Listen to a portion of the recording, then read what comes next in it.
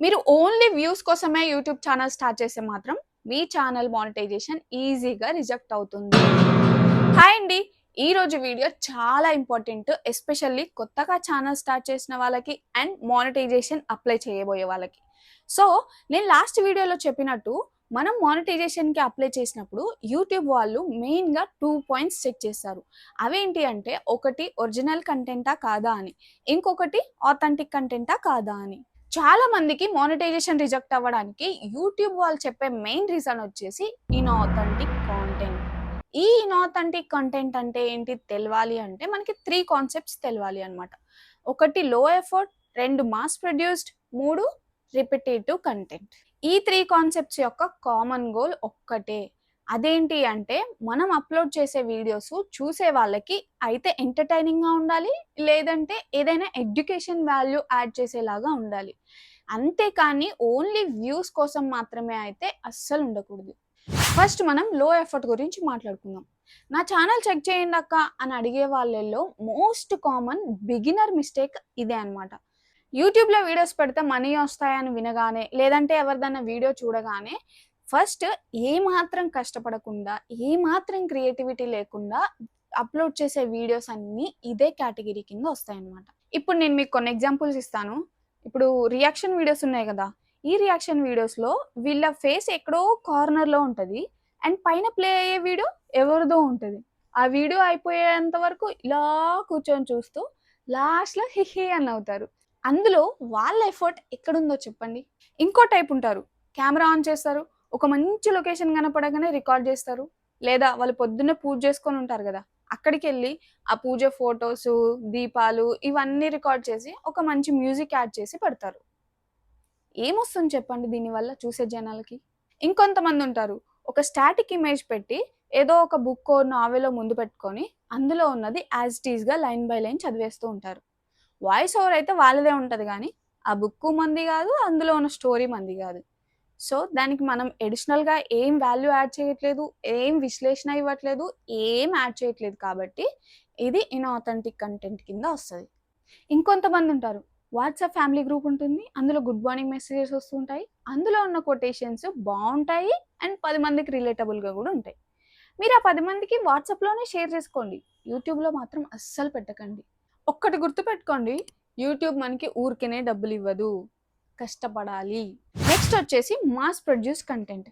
ఇదేంటి అంటే, మనకి టెక్నాలజీ పెరిగింది కదా, మనం వారం రోజులో, నెల రోజుల్లో కష్టపడి కూర్చొని క్రియేట్ చేసిన ఎన్నైతే వీడియోస్ క్రియేట్ చేస్తామో అంతకన్నా ఎక్కువ వీడియోస్ 10 నిమిషాల్లో క్రియేట్ చేసే ఏఐ టూల్స్ వచ్చాయి.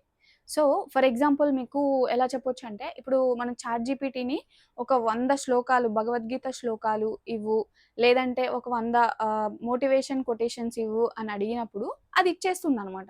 ఆ కొటేషన్స్‌ని ఈ క్యాన్వా లాంటి టూల్స్‌కి కనెక్ట్ చేసి చాలా తక్కువ టైంలో ఒకటేసారి ఈ 100 షార్ట్స్‌ని క్రియేట్ చేసి అప్లోడ్ చేసేస్తున్నారు.